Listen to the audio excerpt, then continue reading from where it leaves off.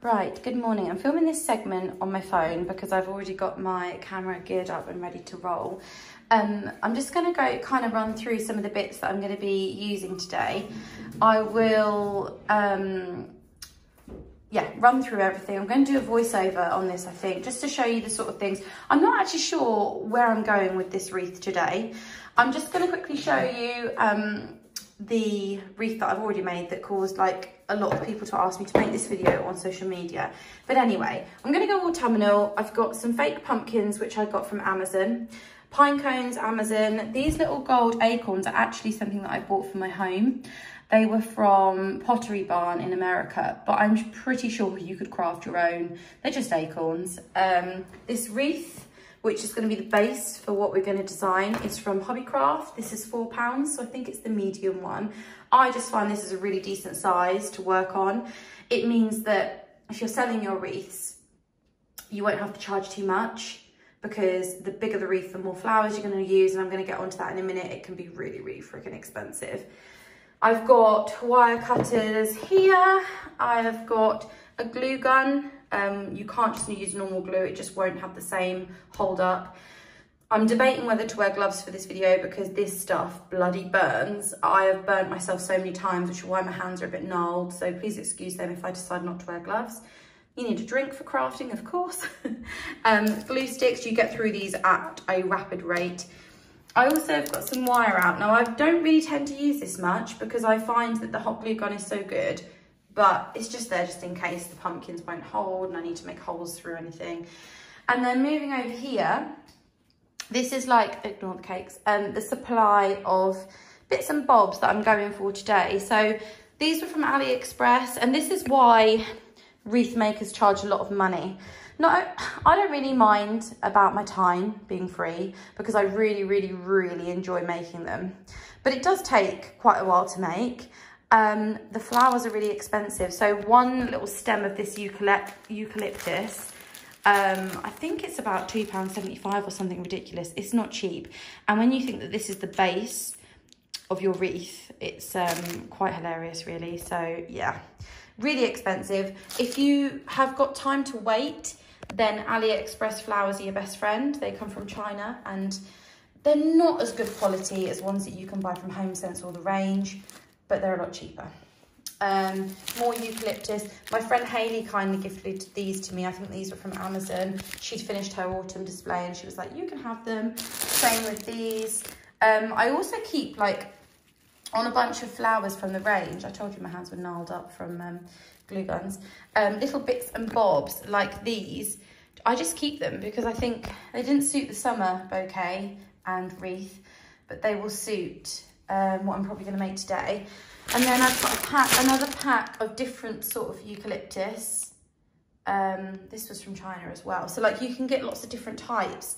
So this is a eucalyptus and so is that, but just different versions. And I think that's all I've got to show you. I think that's all you're going to need. Yeah, I'll just leave in the description box where most things are from, if I can remember. I've also got some red roses here, which I plan to use around Christmas time. Just thought I'd tell you why. They're from The Range, and I think they're really good quality and they look quite realistic. The wreath that I made on my Instagram that got a lot of people asking, can you show us how you make it? Oh, nearly knocked something over. Now, I haven't got another one of these welcome signs. I got these welcome sign, I got it from eBay and it was really affordable. I'll link the seller. And I just made this one for myself. And this is what I'm learning. I'm making things like from love for myself and people are really loving it. So I'm going to try and make something similar, but more sort of autumnal toned. I'm making this for something, but I can't say yet. So yeah, I'm probably going to make a few of these maybe to sell if people like them. So yeah, you can add a cute little welcome sign. I've seen a lot of people do this sort of thing, like American Instagrammers and stuff, and was lucky enough to find a little sign that I could add and make it look quite professional, I think. So let's get on with the wreath making. I'm sure you're fed up of hearing me chat. I will show you how I create them. So I'm not sure if I'm going to voice over, so I thought I'd just explain as I go along, because then if I, maybe I should with my croaky voice, because then if I decide not to, I've got some sort of narration. And I'm sorry for the like lighting cast. We've moved house and I don't know where my ring light is, so we're going to have to just deal with the spotlights above. So first of all, get your wreath and decide where you want your top point to be. I know it sounds stupid, but they're not perfectly circular. So I always choose like, you know, a nice chunky part to be like the part where I'm going to put the tie that's going to hold it to the door. So I always start off with eucalyptus. It's just something I do. So you're going to want to start with your main topiary that you're going to like fill the wreath with. Get your cutters. What you're going to want to do, if I can show you with a piece, sorry, I'm not sure like how great the viewfinder's picking it up. You're going to want to snip it off like this, and you're going to want to leave yourself some stalk to sort of thread into the wicker. So what I tend to do is I go through and I cut a lot of these just in preparation. So I'm going to do that now.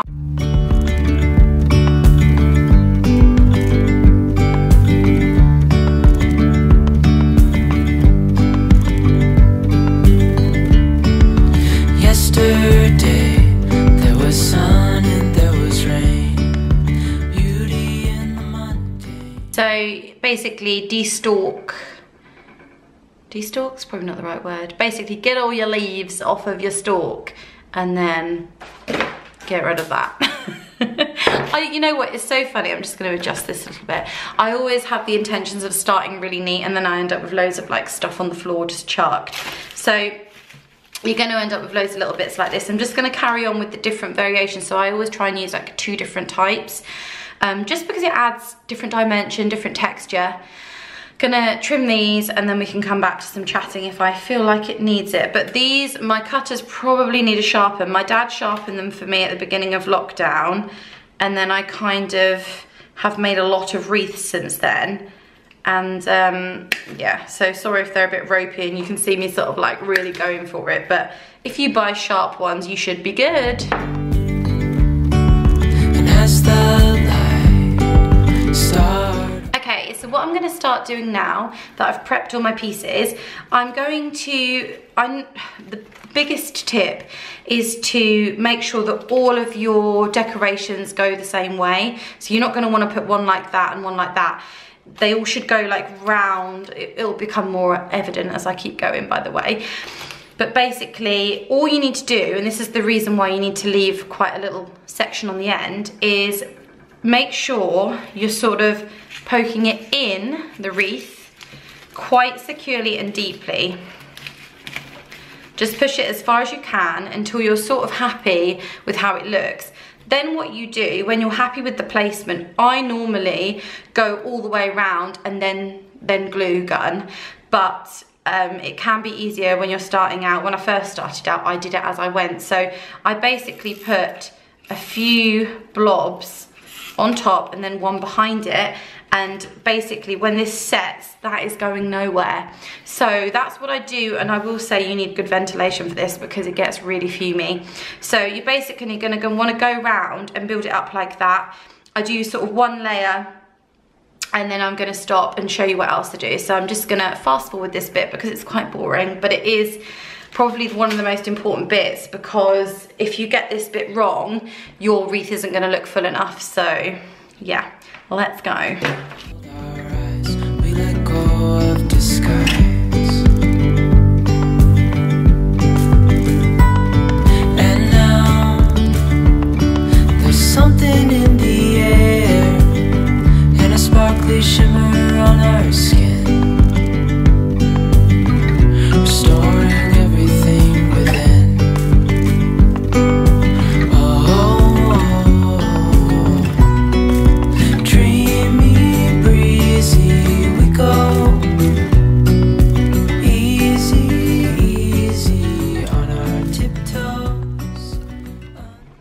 So as you can see, the reason I like to, sorry, I'm not very good with this at the moment.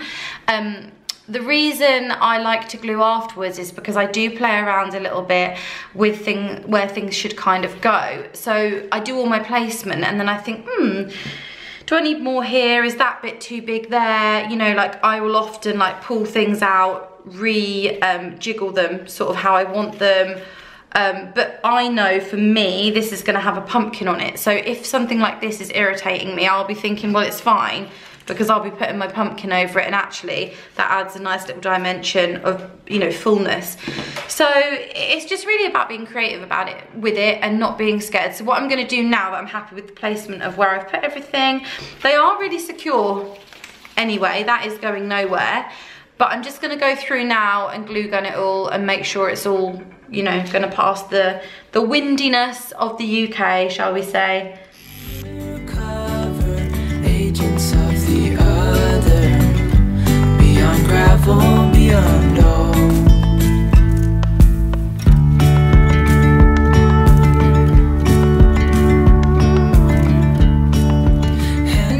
Thing that I'm probably going to do now is look at placing my pumpkin. No, I'm not. I'm going to add a little bit more. I'm going to wait till this glue dries.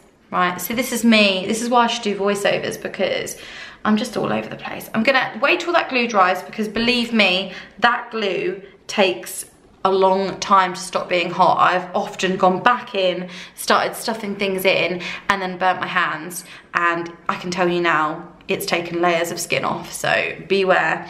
And then I'm gonna start, whilst that's drying, I'm gonna have a little cut of some things and sort of placing and seeing where I'm gonna go with it. So yeah, that's where we're at the moment, guys. Okay, so I've started, just before I came back onto film, I've started adding these little orange leaves, which are the ones that are from Amazon that my friend Hayley gave me. I'm just gonna start adding those like in between the eucalyptus, just to break up. I'm very neutral. I don't know if you've noticed this about me, I'm very neutral. And I don't want to be too plain with this one, because the person that I'm making this for, I know will appreciate some colour and autumnal feels. So I'm just literally scattering these in between. And then, like I say, I'm not gluing them immediately, so I can have a real good look and see if it actually works. And then my plan is to sort of put a pumpkin somewhere down here. Oh, look at it. I love it. These pumpkins from Amazon, they are really, really good. On my wreath that I showed you at the beginning, I used the small ones up, and I've only kind of got medium ones. I like this one better because it's got a bit of texture on it, a bit of colour. But this one's probably the best because it's nice and flat and it's smaller. And I always worry with like big ones that they're gonna like ping off. So I've got a vision and I'm just gonna keep going. So just work with me here, guys. Just watch along. And this is the thing about wreaths, it's so creative. You can do anything, and the good thing about it is if you're not feeling it, just pull it off and then sort of start again, and you know, move bits, etc, etc. It's very, very easy to do if you're creative minded. So yeah, I'm just going to carry on with my orange leaves. Thank you, Hayley, for the orange leaves. Reaching for the ground, as willows align, we lose track of time. Let up high. Okay, so what I've done, I only have 3 of these. These are just little tiny offcuts. This is what I was saying. If you buy a bouquet of flowers and you're thinking, well, I won't use those, keep them for the next season. These were on like quite a summery bunch, and I was like, they don't suit the summer, like what I was doing with my summery wreaths. So I just kept them. All they are like little sprigs on the side. And I just thought they go quite well with this. So I just tucked those in, and I'm about to glue those down as well. So let me just pop that in, back where it came from. I'll pop that in properly in a minute. And I also, these again are little, you can probably see where they were attached to the stem, little just leaves that were on like a bunch of, I think these were, I can't remember what flowers these came on, but I just thought they're not summer, they remind me of autumn. So I'm probably going to put a few of these in there too. So let's carry on with that.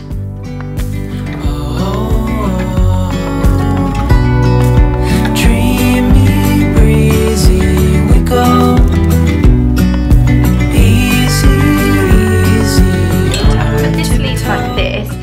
because I've got a vision, and the vision is to put the pumpkin there. So I need to decide quick sharp which one I'm gonna use. So forgive me. I don't know whether to go for like a curvy one. Oh, I don't know. I think I'm gonna go for this one. Now, pumpkins will require a lot of glue. So what I tend to do is I go on the bum. So I put lots of glue on his bum and around the edges. Look, I told you these glue guns go down real quick. And then on the place where I just go crazy with it, because I'd rather too much and know that it's gonna stay secure. So I've put it quite, you know, liberally, and then you're just gonna wanna place it down and hold for quite a while until it's properly set. Now I'm gonna start adding some pine cones. So just like I did with the pumpkin, I'm gonna, oh, when my glue gun plays ball, I'm going to apply quite a lot of glue and then pop it down, you know, where I see fit. This is why I don't go too crazy with filling it with eucalyptus at the beginning, because you don't want to create like no space at all to place, you know, like a fir cone or something like that. So I'm just gonna pop him there, and again, you do need to hold it down for quite a while. Undercover agents of the other, beyond gravel, beyond a bigger scale, the world in hand. Right, welcome back. Oh, we are very wonky. Welcome back, everyone. So how have I progressed? What have I got up to since? So I just want to tilt that. I have literally started placing some of these little, what are these? Wreaths? I don't know what they are. They've probably got a name that you're screaming at me right now.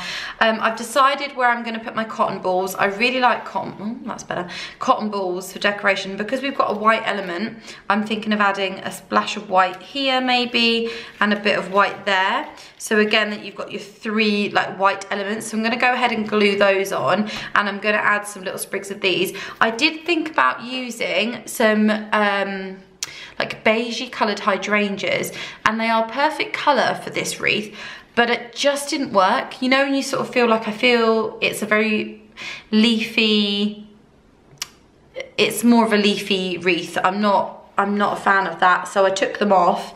And yeah, we're gonna go now with the cotton balls and this, and we're just gonna start building it up a little bit more. God, I will get my, it's very jiggly. I will get my center of where I'm supposed to be in a minute, sorry guys. And yeah, let's crack on.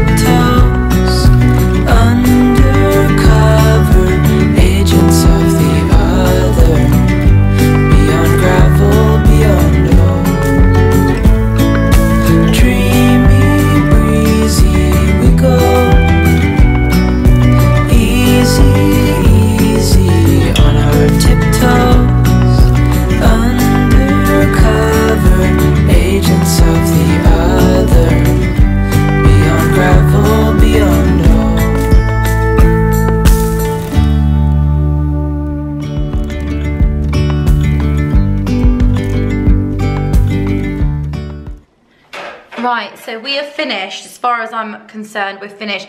I'm going to show you how I attach it.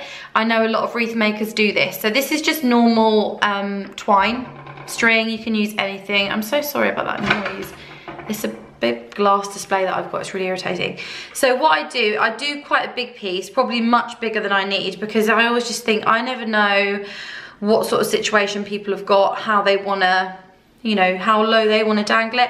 So I get the thread and I fold it in half and basically turn this bad boy over. Let me just figure out where I'm having where I want it to hold, like dangle. So about there.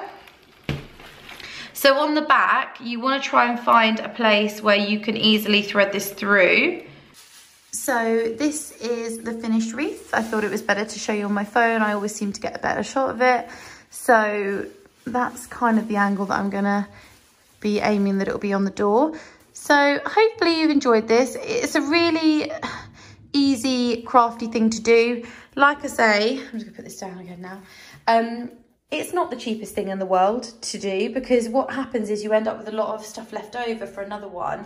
But if you're just wanting to make one for yourself, it can get really costly. And move that around. Yeah, I just really enjoy making them. You can apply this technique to like whatever you want to do, different flowers, different styles. But I just thought I'd show you the bare bones of how to make one, because it's not as daunting as you might think. So hopefully you enjoyed it, and I'll see you in my next video, whatever that might be.